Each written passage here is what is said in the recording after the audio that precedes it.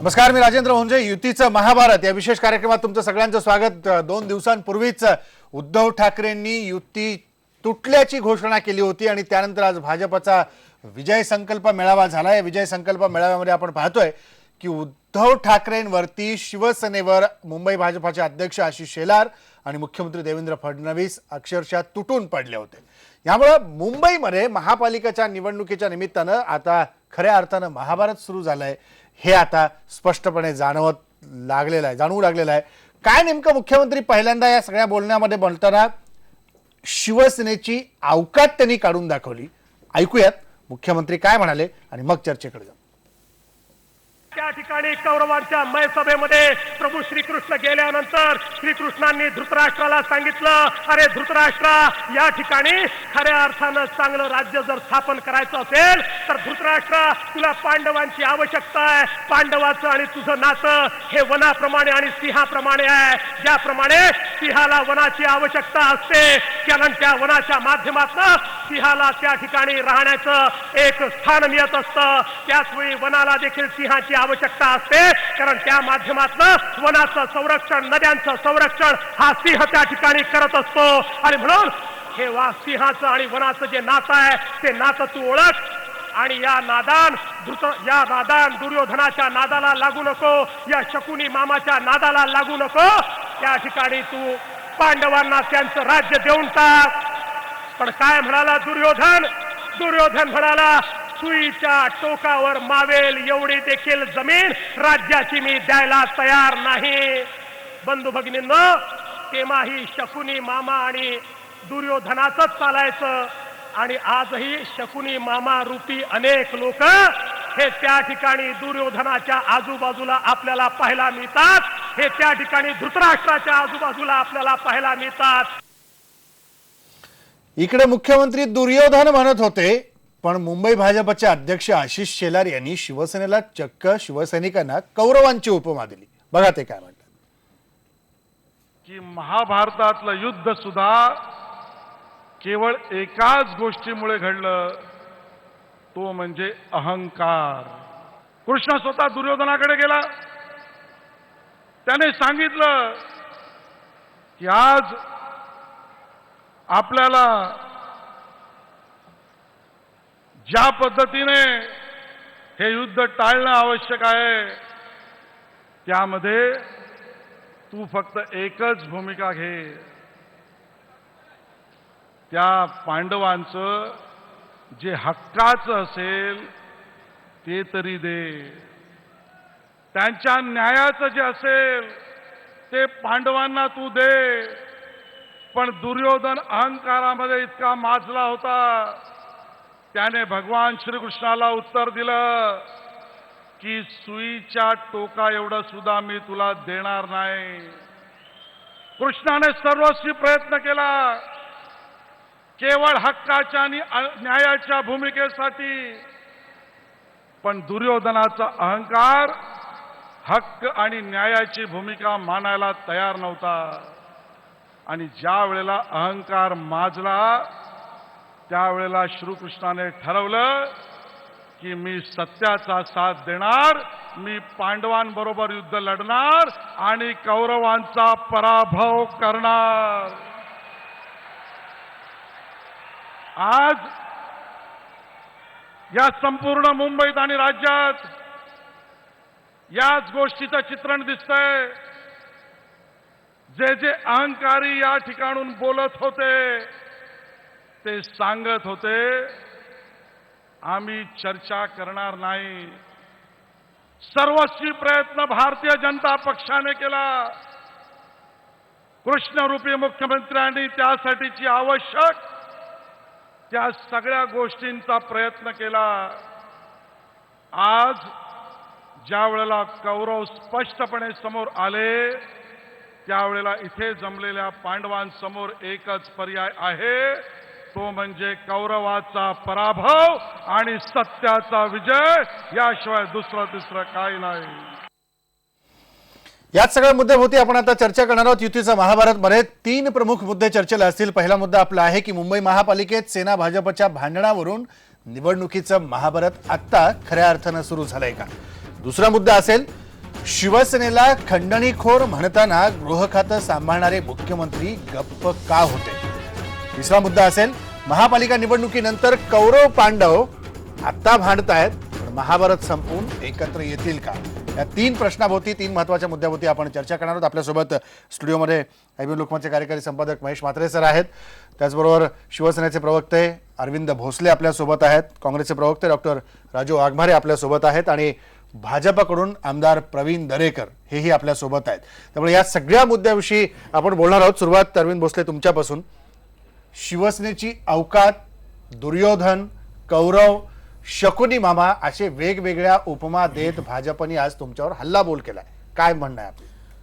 Rajendraji, 6 September 2014 ते 10 November 2014च्या दरम्यान विधानसभेचा प्रचार चालू असताना तेव्हाचे भाजपचे प्रदेशाध्यक्ष असणारे आजचे मुख्यमंत्री देवेंद्र फडणवीस यांची जी भाषणं होती ना, त्या भाषणातली आज एक नवीन आवृत्ती होती, विशेष काय नव्हतं.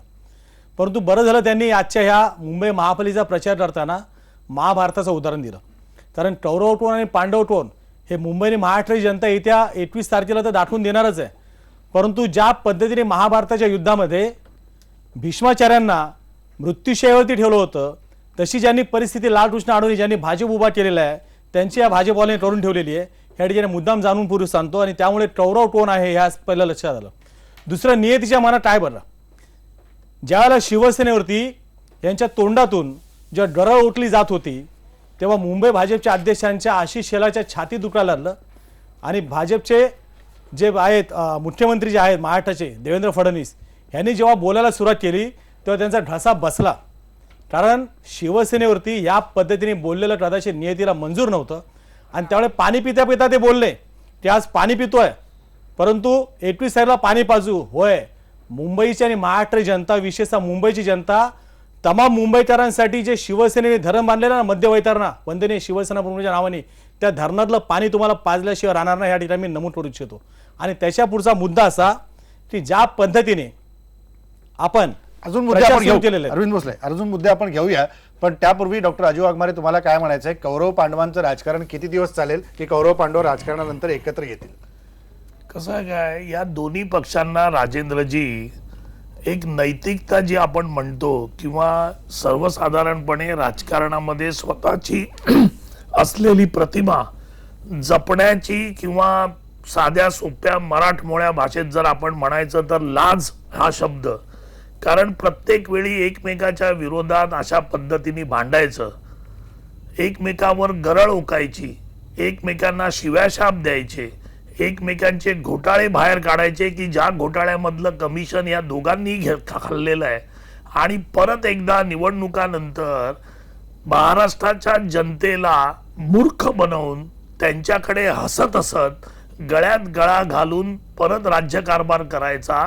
हे कुठेतरी आता जनतेने लक्षात घेतलं पाहिजे की या दोन पक्षांची जी नैतिकता आहे, जी यांची प्रतिमा आहे, जे यांचं कर्तव्य किंवा वक्तव्य आहे ते काय आहे ते या जनतेने लक्षात घेतलं पाहिजे. कारण याचं असं की ज्यावेळी बीजेपी सारखा पक्ष अहंकार, माज, पारदर्शकता, त्याच्यानंतर विकास, मैं जो बोलता हूं वो करके दिखाऊंगा असे मुख्यमंत्री, या सगळ्या प्रश्नांकडे जर आपण बघितलं तर अहंकार आणि माज हा भारतीय जनता पक्षापेक्षा कोणत्याही पक्षाला आलेला नाही. हे त्यांनी गेल्या 2.5 ते 3 वर्षात मोदींसकट दिल्लीपासून गल्लीपर्यंत त्यांनी दाखवून दिलेला आहे. अहंकार आणि पारदर्शकपणाच्या गोष्टी तर नोटबंदीच्या काळात आपल्या लक्षात आल्याच आहेत. तो मुद्दा मला घ्यायचा आहे डॉक्टर. नोटबंदीचा मुद्दा मला घ्यायचा आहे. त्याच्यामुळे पण या त्यापूर्वी- लोकांनी या बाबतीत बोलणं म्हणजे हा पूर्णपणे कानांचा पण अपमान आहे आपल्या. हे घेऊया. महेश सर काय बोला? राजू वाघमारे यांनी आता ज्या पद्धतीने शिवसेना आणि भाजपच्या एकूण या संघर्षावर त्यांचं विश्लेषण केलं, पण मला इथे राजेंद्र एक गोष्ट आवर्जून सांगावीशी वाटते की त्यांनी त्यांचा बोलण्याचा रोख असा होता की शिवसेना आणि भाजप मिळून लोकांना उल्लू बनवतायत. अरे पण हे उल्लू बनाविंगचं जे सगळं प्रकरण जर खरं असेल तर विरोधी पक्ष दोन्ही काँग्रेस आणि राष्ट्रवादी काँग्रेस काय करतायत? ते विरोधी पक्षाचं काम करताना दिसत नाही. त्यामुळे शिवसेना ती स्पेस घेताना दिसते, शिवसेना ती जागा व्यापताना दिसते. आज सगळ्या महाराष्ट्राच्या समोर काय चित्र आहे तर सत्तारूढ असलेले भाजप आणि शिवसेना हे दोन पक्ष सतत चर्चेमध्ये आहेत. बातम्यांमध्ये तेच दिसत आहेत, सगळीकडे तेच पूर्ण म्हणजे छाया ज्यांना म्हणतात ना हिंदीमध्ये, तशी परिस्थिती झालेली आपल्याला दिसते. मग या सगळ्या पार्श्वभूमीवर विरोधी पक्ष म्हणून काँग्रेसने किंवा राष्ट्रवादीने काम करण्यापासून त्यांना कोणी रोखलं होतं का? लोकांचे प्रश्न घेऊन किती मोठ्या प्रमाणात मोर्चे काढले, किती मोठ्या प्रमाणात जन आंदोलनं केली, किती मोठ्या प्रमाणात विधिमंडळामध्ये प्रश्न धसास लावून घेतले, हे जर विचारलं तर काय उत्तरं आहेत? ती उत्तरं नाही आहेत. कारण आता ही जी परिस्थिती आलेली आहे ही केवळ काँग्रेस आणि राष्ट्रवादी त्यांची भूमिका, त्यांचा रोल अधिक चांगल्या पद्धतीने बजावू शकली नाही. त्यामुळे शिवसेना त्या रोलमध्ये गेलेली आहे आणि शिवसेना त्याचा लाभ घेते. मी येतो डॉक्टर, तुमच्याकडे तुमचं फक्त उत्तर घेतो उत्तर मी देऊ द्या. अगदी एका वाक्यात. मला प्रवीण दरेकरांकडे नाही, जायचं. कसं आहे की जनता हे सगळं बघते. आम्ही विधानसभेच्या इलेक्शन नंतर झालेल्या निवडणुकीमध्ये आम्ही क्रमांक 2चे आहोत. आम्हाला 957 नगरसेवक निवडून आणले आणि आम्ही सत्तेत असताना त्याच्यापेक्षा 108 नगरसेवक फक्त आमचे कमी झाले. त्याच्यामुळे आम्ही विरोधी पक्षाची भूमिका निभावली. आम्ही जनतेसमोर त्यांचे प्रश्न घेऊन गेलो, विधिमंडळात मांडले, मोर्चे काढले. म्हणून विधानसभेनंतर झालेल्या निवडणुकीमध्ये लोकांनी आम्हाला भरभरून मतं दिली आणि आम्ही 957 नगरसेवक निवडून आणले. त्याच्यामुळे आमचं काम हे पद्धतशीरपणे काँग्रेसचं काम आमचे पक्षाध्यक्ष, आमचे इतर सगळे नेते यांच्या मार्गदर्शनाखाली चालू आहे. यांचा जो TRP साठी जो मीडियामध्ये छा गेलाय, कारण कसं आहे की यांच्यावर मनोरंजन टॅक्स लावायला पाहिजे या दोन्ही पक्षांवर. अरविंद भोसले काय म्हणाल? तुमच्यावरच मनोरंजन टॅक्स लावला पाहिजे असं काँग्रेस. बघा ना, म्हणजे मनोरंजन केलं नाही तिकडून पण बोलतात आणि आता केलं तर असं म्हणतात, डायरेक्ट टॅक्स लावतात. महत्वाच्या चर्चेच्या वेळेला जे गमतीचे मुद्दे उपस्थित केले जातात त्याच्यावरून काँग्रेसच्या बाबतीमध्ये लोक किती गांभीर्याने देत असतील काँग्रेसला हे कळतं. कारण मुंबई महापालिका, राज्य सरकार, केंद्रातून काँग्रेसची ज्या पद्धतीने पिछाड झाली, आज प्रमुख नेते यांच्या पक्षाचे चर्चेला तयार नाहीत, प्रचारामध्ये उतरायला तयार नाहीत. असो, हा झाला मुद्दा वेगळा. परंतु आज ज्या पद्धतीने भाजपचे प्रमुख वक्ते जे व्यासपीठावरती बोलले, हे भाजपचे जरी प्रमुख वक्ते असले तरी मी अत्यंत जबाबदारीने सांगतो, हे शिवसेनेचे स्टार प्रचारक आहेत. भाजपचे प्रमुख वक्ते देवेंद्र फडणवीस असतील, आशिष शेलार असतील, किरीट सोमय असतील, हे शिवसेनेसाठी स्टार प्रचारक आहेत. त्याचं कारण असं की जेवढं जेवढं शिवसेनेच्या विरोधामध्ये बोलतील तेवढी तेवढी शिवसेनेबद्दल सहानुभूती वाढत चाललेली आहे. आपल्याला मागे माहिती असेल, मागच्या विधानसभेला यांच्या घोषणा होत्या त्या त्यांना प्रचारातून मागे घ्याव्या लागल्या होत्या, कुठे नेऊन ठेवला महाराष्ट्र माझा. तशी परिस्थिती यांच्यावरती निर्माण होणार आहे. कारण लोकांना कळून सुटलेलं आहे, त्यांनी विधानसभेला, लोकसभेला काय काय स्वप्न दाखवली. त्या 2.5 वर्षांचा कालावधी पूर्ण होत आलेला आहे, पण ती स्वप्न पूर्ण होत नाहीत. आणि मी त्याही पुढे जाऊन सांगतो राजेंद्रजी, ज्या वेळेला मुंबई महाराष्ट्रामध्ये येण्याचा तो स्वातंत्र्याचा लढा होता संयुक्त महाराष्ट्राचा, त्यावेळेला जोपर्यंत सूर्य आणि चंद्र आहे तोपर्यंत मुंबई महाराष्ट्राला मिळणार नाही म्हणणारे सटा पाटील यांचा जो अतृप्त आत्मा जो फिरत होता पंचक्रोशीमध्ये, तो देवेंद्र फडणवीसांमध्ये गेलेला आहे. सटा पाटलांचा आत्मा गेलाय देवेंद्र फडणवीसांमध्ये. आणि मोरारजी देसाई, महाराष्ट्र देशचा मोरारजी देसाई याचा आत्मा गेलेला किरीट सोमयमध्ये. त्यावेळेला यांचा महाराष्ट्र देश आता उडाव चाललेला आहे, पडत चाललेला आहे. आणि ठीक आहे, त्याच्या पुढचा प्रवीण, मुद्दा राजेंद्रजी, मी येतो. आणखी अजून बरेच मुद्दे घ्यायचे. पारदर्शकते मी येतो ना, मी मला फक्त 5 बरेच मुद्दे. राजेंद्रजी माझा हो एका वाक्यात मला दरेकरांकडे जायचंय. पारदर्शकतेची सुरुवात होती ना, यांनी जे 3 मुद्दे, 3 जे नेते पाठवले चर्चा करण्यासाठी भाजपच्या वतीने, विनोद तावडे असतील, आशिष शेलार असतील किंवा प्रकाश मेहता असतील, यांच्यावरती भ्रष्टाचाराचे आरोप होते, तेच चर्चेला आले. पहिला पारदर्शकतेचा प्रश्न तिथेच उभा झाला. कारण शिवसेनेने पहिल्यांदा बोलले दरेकरांना बोलू द्या जरा, तुमचेच आहेत ते पण. पारदर्शकतेची चर्चा करण्यासाठी आल्या, तुमच्यावरती भ्रष्टाचाराचे आरोप ठीक आहे. आहेत. तुम्ही ठीक त्या आहे. पारदर्शकतेची चर्चा करणार. ठीक आहे, प्रवीण दरेकर काय म्हणाल की हे महाभारत सुरू झालंय, अशा पद्धतीनं सत्तेत एकत्र राहून पुतना मावशीचं प्रेम एकमेकांबद्दलचं दाखवायचं आणि एकमेकांच्या अवकाती काढत जायचं, हे कसलं राजकारण सुरू झालंय? नाही, खरं म्हणजे युती का तुटली, कुणामुळे तुटली, याचं संपूर्ण महाराष्ट्राला आज माहीत झालेलं आहे. मुख्यमंत्र्यांनी पहिल्या दिवसापासून युतीच्या बाजूनं भूमिका एवढ्यासाठीच घेतली की सत्तेत आपण एकत्र आहोत, एवढे वर्ष आपण युतीत आहोत, या भावनेतनंच त्या ठिकाणी युती मुख्यमंत्र्यांच्या मनामध्ये होती. परंतु मुख्यमंत्र्यांचा चांगुलपणा हा शिवसेनेला भाजपची दुर्बलता वाटली आणि दुर्दैवानं त्या ठिकाणी जे रामायण महाभारत घडलं हे सगळ्या महाराष्ट्राने त्या ठिकाणी पाहिलेलं आहे आणि त्यामुळे मुख्यमंत्री अत्यंत समंजसपणे राज्याचा प्रमुख म्हणून पक्षाचा जबाबदार नेता म्हणून त्या ठिकाणी घेतलेली भूमिका महाराष्ट्रानं त्या ठिकाणी पाहिलेली आहे. परंतु आता जर असं कोणाला वाटत असेल की आम्ही काही भाजपवर बोलायचं आणि भाजपने आम्हाला त्या ठिकाणी प्रत्युत्तर द्यायचं नाही, तर आता काय भाजप ते मानायला तयार नाही. तशा मानसिकतेत ना नेते आहेत ना कार्यकर्ते आहेत. मगाशी या ठिकाणी भोसले बोलले की सहानुभूती आम्हाला जेवढे फडणवीस साहेब बोलतील, आशिषजी बोलतील, सोमय्या बोलतील तेवढी आम्हाला सहानुभूती मिळेल. माझं तर असं म्हणणं आहे की आता सहानुभूतीवर राजकारण करायचं जरा भोसले विसरा. दरेकर, मला काय सहानुभूतीवर उत्तर द्यायचं फार काळ तुमचं? आपल्याला राजकारण त्या तुम्ही ठिकाणी भाजपच्या करता वतीने येत बोलताय नाही. म्हणजे हा त्या ठिकाणी ऐका अच्छा, ऐका असू द्या, ऐका असू द्या, माझ्यावर बोला. असू द्या, मध्येच आता- तोंड नका घालू. तुमचेच आहेत ना ते. माझं पूर्ण होऊ द्या, नंतर बोला तुम्ही. त्याच्यामुळं सहानुभूतीपेक्षा विकासाचं राजकारण हा नवीनच ट्रेंड तयार होतोय. आता लोकांना भावनिक, सहानुभूती, राजेंद्र. प्रक्षोभक यापेक्षा नरेंद्र मोदी साहेब आणि सन्माननीय देवेंद्र फडणवीस यांनी विकासाचं एक नवीन मॉडेल की विकासावर राजकारण करता येतं, विकासावर निवडणुका जिंकता येतात, हा अजेंडा त्या ठिकाणी छोटा मुद्दा. सेट ठीक- केलेला आहे. ठीक आहे आता प्रवीण दरेकर, मी आणखी काही मुद्दे आपल्याला वाटला- चर्चेला घ्यायचे आहेत. अरविंद भोसले, मी येतो. ब्रेकची वेळ झालेली आहे. ब्रेक घेतो मी. ब्रेक नंतर चर्चेला येतो. अजूनही काही मुद्दे या भाषणातले मुख्यमंत्र्यांनी उपस्थित केलेले आणि आशिष शेलारांनी केलेल्या या चर्चेत घ्यायचे आहेत. छोटासा ब्रेक नंतर परत भेटू. ब्रेक नंतर पुन्हा एकदा स्वागत. युतीचं महाभारत आता आपण पाहतोय. सगळ्यात महत्वाचा मुद्दा या सगळ्या याच्यामध्ये मुख्यमंत्री बोलताना असं म्हणाले, शिवसेनेशी विचारांशी आमची फारकत नाहीये, आमची फारकत आहे शिवसेनेबरोबर ती आचारांमुळे. बघा मुख्यमंत्री काय म्हणतात.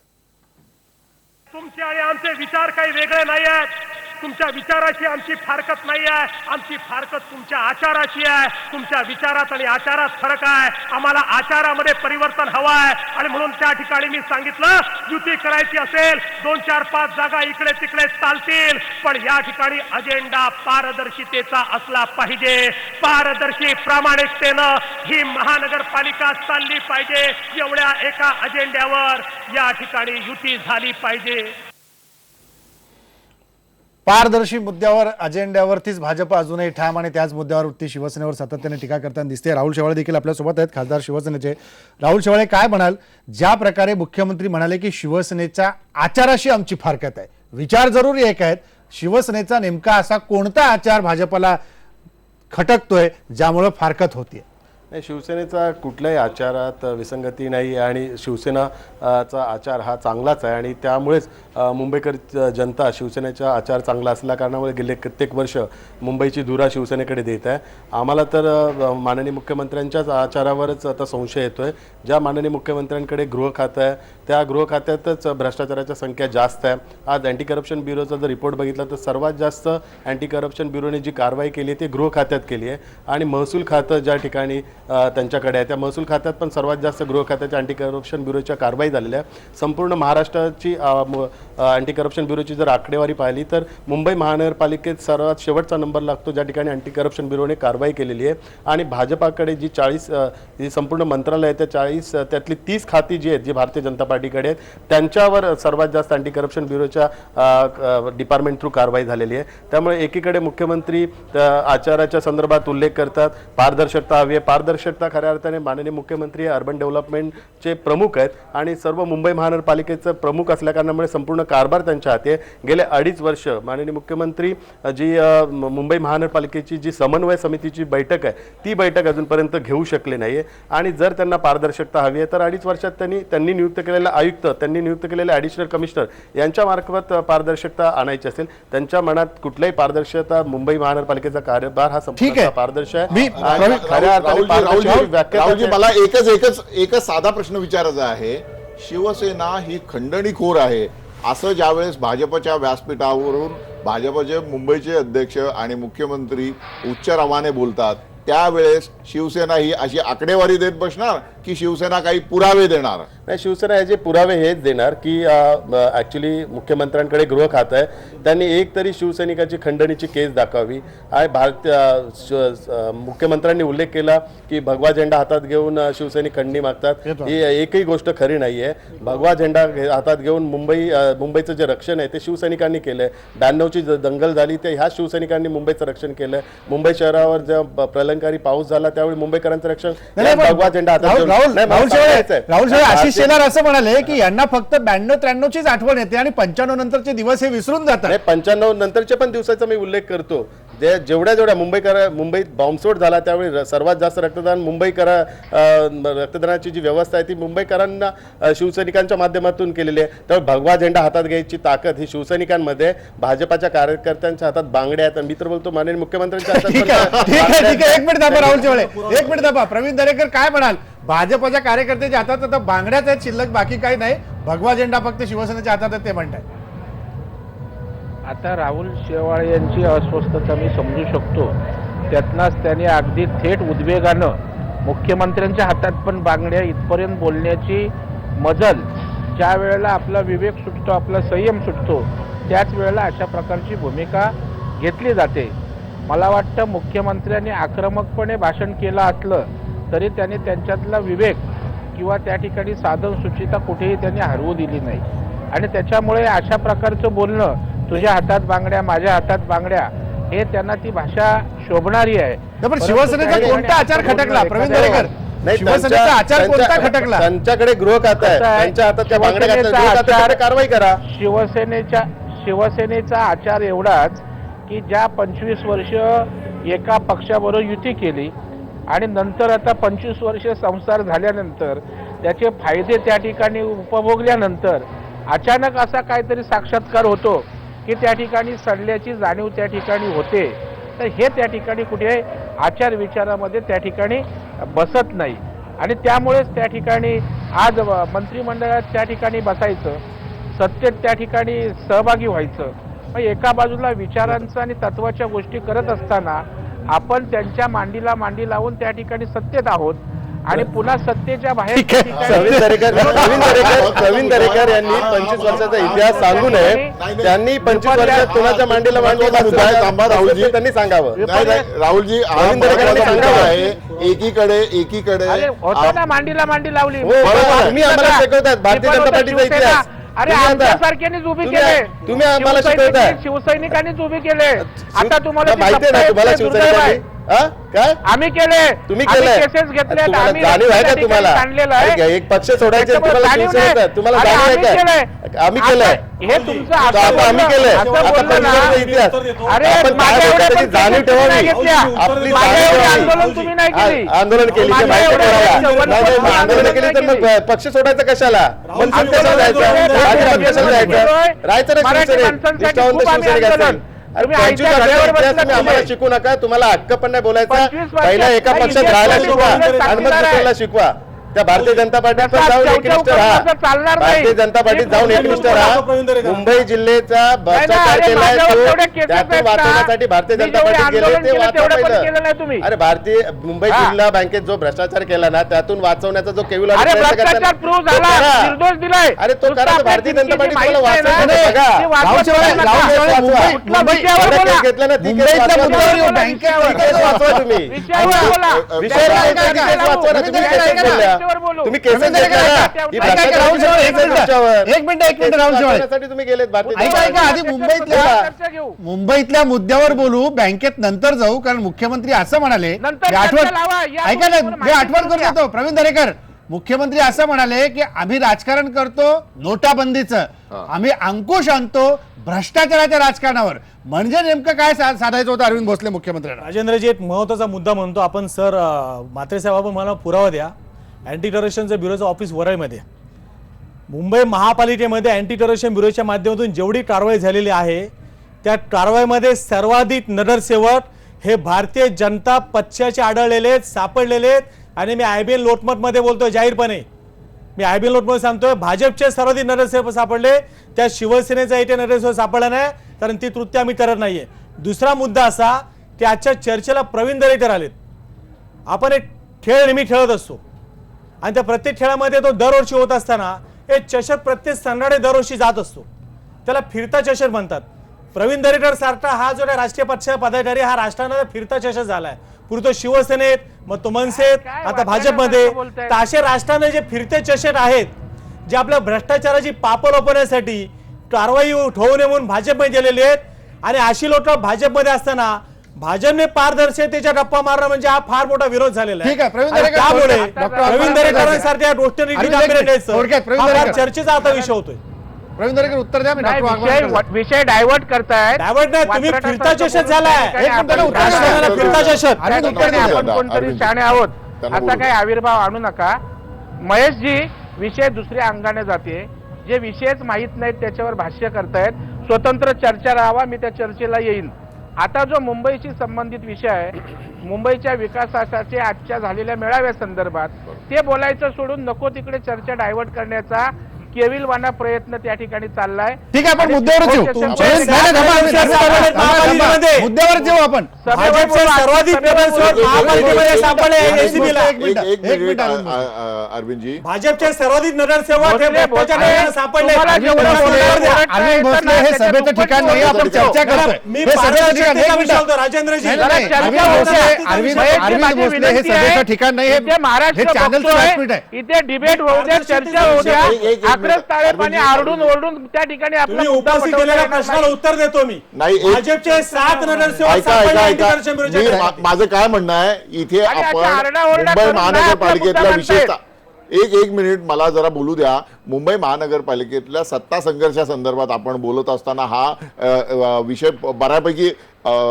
स्वतंत्र वेगवेगळे जे मुद्दे आहेत त्याकडे वळताना दिसतोय. वैयक्तिक होऊ नये ही चर्चा जी आहे ही पक्षांसंदर्भात आहे, ती एका व्यक्ती संदर्भात होऊ नये एवढाच आमचा एक इथे सगळ्यात मान्यवरांना विनंती आहे. तुम्ही सगळे मान्यवर विशेषतः शिवसेना आणि भाजपचं प्रतिनिधित्व करणारे प्रवीणजी असतील, राहुलजी असतील, अरविंदजी असतील, हे तुम्ही सगळेजण कधी काळी एकत्र राहिलेले आहात. त्यामुळे आता त्या दिवसांची तरी आठवण ठेवून जरा इथे आपण चर्चा करूया.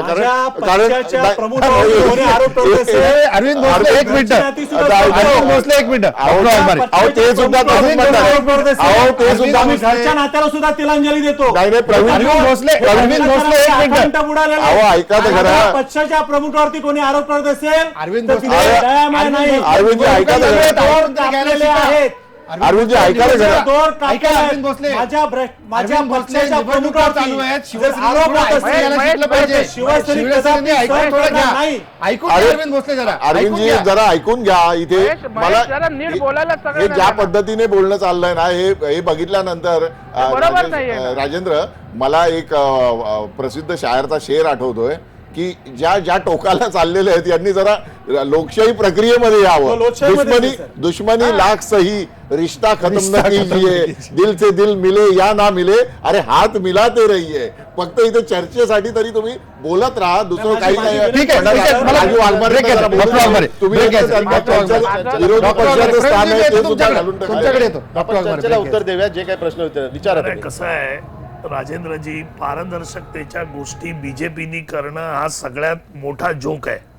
नोटाबंदीमध्ये यांनी पारदर्शकता दाखवली, यांच्या पंतप्रधानांनी एवढी पारदर्शकता दाखवली की अर्थमंत्र्यांना माहीत नव्हतं आणि गव्हर्नरना पण आदल्या दिवशी कळलं.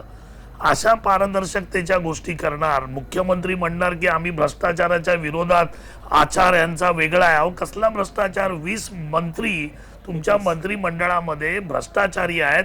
तुम्ही त्यांना क्लीन चिट देताय, त्याच्यामध्ये तुम्ही किती भ्रष्टाचार करताय हे सांगायला पाहिजे मुख्यमंत्र्यांनी. आणि मुख्यमंत्री पारदर्शकतेच्या गोष्टी करणार. मुख्यमंत्री म्हणतात सभेमध्ये आत्ता भाषणामध्ये की निवडणुका आल्या की शिवसेना अफूच्या गोळ्या देते. अहो अफूच्या गोळ्या विकणारे सगळ्यात देशातले सगळ्यात मोठे सरदार आज गुजरातमधून दिल्लीमध्ये बसलेत. त्यांच्या अफूच्या गोळ्यांवर तर त्या निवडणुका जिंकतात ते लोक. लोकसभा आणि विधानसभेच्या अफूच्या गोळ्या बघा, 15 लाख येतील, भ्रष्टाचार संपेल. शिवसेनेकडे अफूची गोळी नाही असं तुम्हाला नाही, नाही, म्हणायचं नाही, शिवसेनेकडे आहेत ना. नाही, विषय पण या- शिवसेने- अरे तू ऐकून घे यार. बोला. काय आहे, कसं आहे की बीजेपीकडे ज्या अफूच्या गोळ्या आहेत त्याचा मारा इतका स्ट्रॉंग आहे की त्या माऱ्यावर गेल्या 2.5 वर्षामध्ये जनतेला यांनी गुंगवून ठेवलेला आहे. आता राहिला प्रश्न, मुख्यमंत्री जे म्हणाले की तुमचा विचार बरोबर आहे, आचार बरोबर नाही. याचा अर्थ असा की मुख्यमंत्री पाठीमागचं एक छोटंसं दार उघडून ठेवतायत की बाबा कधी आपण जिंकलो की परत पुन्हा एका विचाराने हा. याच मुद्द्यावर मला पुढे परत जायचं गळ्यात छोटासा गळा ब्रेक घेऊ घालायचा. छोटासा ब्रेक घेऊ. हाच मुद्दा कौरव पांडव निवडणुकीनंतर एकत्र येतील का, सगळ्या पाहुण्यांशी बोलूया.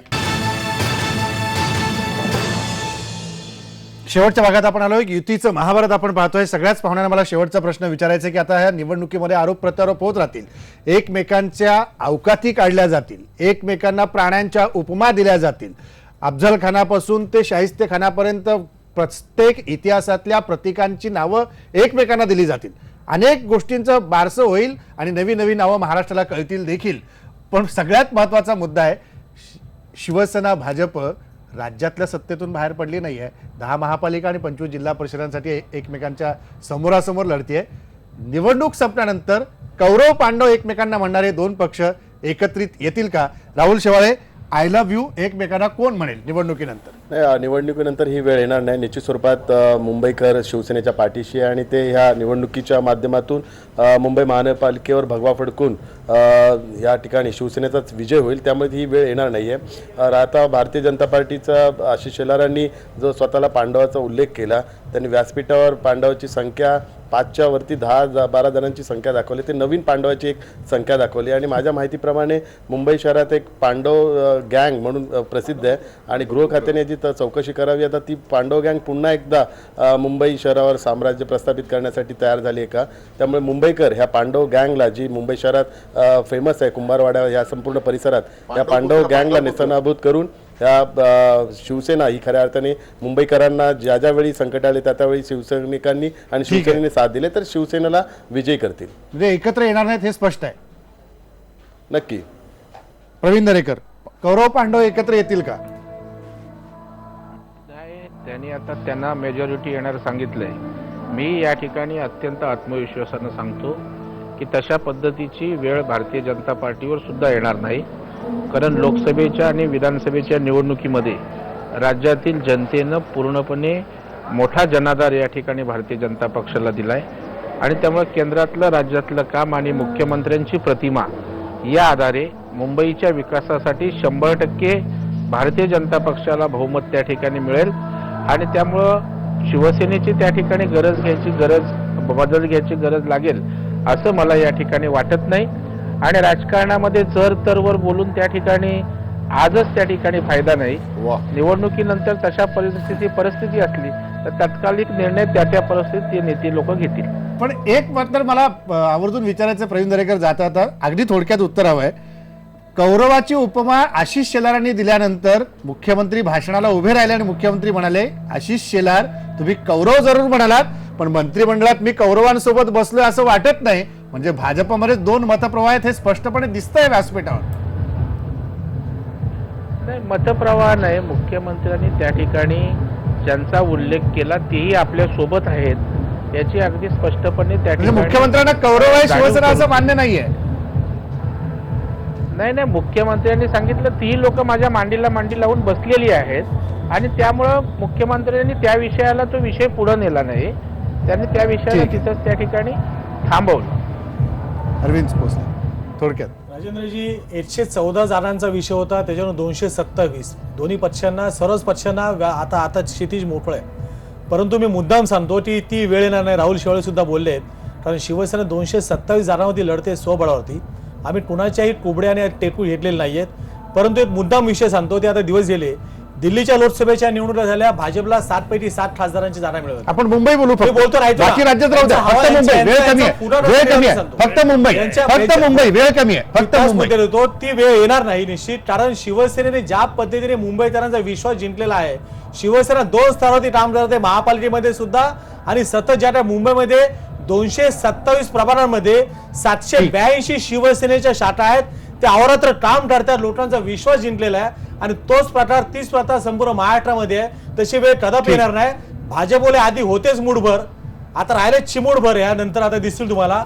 आणि मुंबई महाराष्ट्र जनता कपाळाला बुट्टा लावताना तेवढं सुद्धा त्यांना या महापालिका इलेक्शन ठेवणार नाही, हे भाजपने लक्षात. ठीक आहे डॉक्टर वाघमारे. कसं आहे राजेंद्रजी, कल्याण डोंबिवलीमध्ये आपण हा दुसरा अंक बघितला होता. विधानसभेमध्ये याचा पहिला अंक बघितला आणि लोकसभेमध्ये तर एकत्र लढले. हे 3 अंकी नाटक आहे. 3 अंकी नाटक आहे. आता कसं आहे की यांचं नाटक या महाराष्ट्रातल्या आणि मुंबईच्या जनतेला एवढं पाठ झालेलं आहे की त्यांना आता हे माहीत झालेलं आहे की यांची फक्त ही नाटकं आहेत. निवडणुकीनंतर हे परत एकत्र येणार. कारण जर खरंच शिवसेनेचा मर्द मराठा आणि मर्द मावळा त्याला एवढा स्वाभिमान असता तर शिवसेनेने राज्यातल्या आणि केंद्रातल्या सत्तेला लाथ मारली असती. ती मारलेली नाही. मुख्यमंत्र्यांनी पाठीमागचा दरवाजा उघडा करून ठेवला आचार आणि विचाराचा. त्याच्यामुळे माझं महाराष्ट्रातल्या जनतेला सांगणं आहे की महाराष्ट्राच्या जनतेने आता डोळे उघडे ठेवून आणि डोकं शांत ठेवून या दोघांकडे बघितलं पाहिजे आणि परत एकदा या मुंबई महानगरपालिकेमध्ये या दोन्ही पक्षांना निवडून देण्यापेक्षा त्यांनी मन बदललं तर मुंबई बदलेल आणि मुंबईचा विकास होईल. ठीक आहे सर, नाही वेळ संपला, वेळ संपला, राजू वेळ संपला, वाघमारे वेळ संपला. यांनी ज्या पद्धतीने महाराष्ट्रातल्या जनतेला अपील केलं, महाराष्ट्राच्या जनतेला सगळं कळतं म्हणून महाराष्ट्राच्या जनतेने गेल्या विधानसभा निवडणुकीमध्ये ज्या पद्धतीने निकाल दिलेला होता तो निकाल प्रस्थापित सत्ताधाऱ्यांची झोप उडवणारा होता. त्यामुळे आता महाराष्ट्राची जनता सेना भाजप जे काय 3 अंकी नाटक करतायत त्याच्याकडे पण बघते. परंतु याच्यात एक गोष्ट आपण लक्षात घेतली पाहिजे राजेंद्र की एखादी जेव्हा राजकीय व्यूहरचना केली जाते त्या राजकीय व्यूहरचनेमध्ये मेथड इन मॅडनेस असते. म्हणजे शिवसेनेच्या सातत्याने आतापर्यंतच्या कारकिर्दीमध्ये आपल्याला ही मेथड इन मॅडनेस जी सातत्याने दिसलेली आहे ती वेगळ्या प्रकारची भूमिका घेऊन आपलं स्वतःचं अस्तित्व सिद्ध करण्याची ही भूमिका शिवसेनेने या आधी यशस्वीपणे वापरलेली आहे. विधानसभा निवडणूक असो, कल्याण डोंबिवली महानगरपालिका असो आणि आता मुंबईसह 10 महानगरपालिका आणि जिल्हा परिषदांमध्ये शिवसेना भाजप हे जरी एकमेकांच्या विरोधात लढत असले तरी त्याचा अंतिमता फायदा या 2 पक्षांनाच होणार आहे आणि हे 2 पक्षच पुन्हा सत्तेकडे झेपावतील असं आपल्याला पाहायला मिळेल. त्यामुळे काँग्रेस आणि राष्ट्रवादीने आपल्या बलस्थानांचा विचार करावा आणि या दोन पक्षांना अजिबात होणार नाही, अजिबात होणार नाही. काँग्रेसला नक्की होणार यांच्या भांडणाचा फायदा. अधिक चांगल्या पद्धतीने त्याचा फायदा घेतील असं राजेंद्र दिसतंय. आजचा भाजपचा मेळावा झाला, आजचा भाजपचा मेळावा झाला त्याचा फक्त एक चांगला प्लस पॉईंट सांगतो. तो असा की 2.5 वर्षापूर्वी विधानसभेला आणि 3 वर्षापूर्वी लोकसभेला ज्यांना मतदान केलं होतं लोटांनी भाजपच्या लोटांना ती लोट 2.5 आणि 3 वर्षानंतर आज लोकांना दिसली. मधल्या कालावधी गायबच झाली होती. ठीक आहे, चर्चा परत करू. अर्जुन भोसले, वेळ संपलाय. ही माणसं कुठं गायब झाली होती, काय झालं त्याची चर्चा आपण परत करू. पण जेव्हा युती होती शिवसेना प्रमुख बाळासाहेब ठाकरे असताना नेहमी म्हणायचे भाजप सोबतची माझी ही मैत्री कायम आहे. याला कारण म्हणजे केंद्रात असलेलं अटल बिहारी वाजपेयींचं नेतृत्व. आणि आज भाजप म्हणते कौरवाची उपमा शिवसेनेला, पांडवाची उपमा स्वतःला.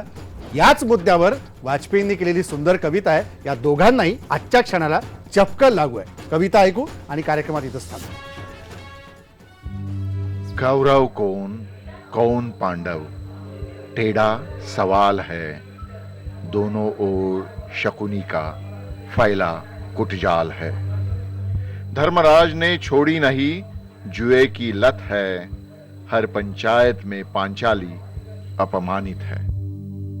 बिना कृष्ण के आज महाभारत होना है, कोई राजा बने रंक को तो रोना है.